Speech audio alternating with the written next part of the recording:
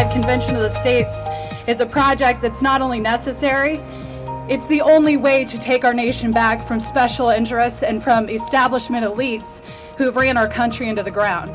And that's, quite frankly, what this is all about. It's about the next generation. It's about being able to sustain our great nation. Only in Washington, D.C. is a guy who says we should balance the budget every year. Only in Washington, D.C. is he seen as a radical. So it is up to a convention of the states to save our country. Our founding fathers, you all want to say how wise they were and they did all these great things. Well, they put Article 5 there for a reason.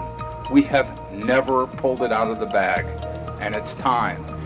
With the Convention of States, they realize that we can save our republic, and they realize that we can stop the corruption in Congress. These were people that invented self-governance in the colonies, so they knew that when the time came, the best governance was the governance that was closest to the people. So what they built into our system was not a reliance upon wise people in federal bureaucracies thousands of miles away. They built in a safeguard relying on government closest to the people. Will people in Ohio decide for Ohioans, or will Washington, D.C. decide for you? Ask your family, ask your friends, ask your doctor, ask your boss, ask your fellow employee, do you think people in Ohio should decide for themselves, or do you think Washington, D.C. should decide? The fight over the things that are important should take place here in Ohio.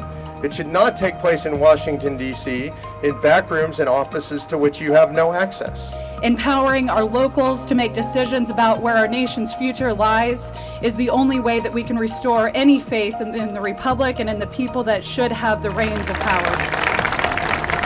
So the most important thing you can do is be here, be engaged, and get more people to do the same. And I thank you guys for attending on this beautiful day.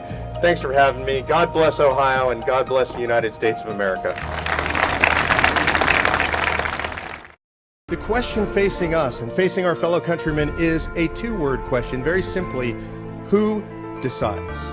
The American founders had a simple answer: we, the people, decide.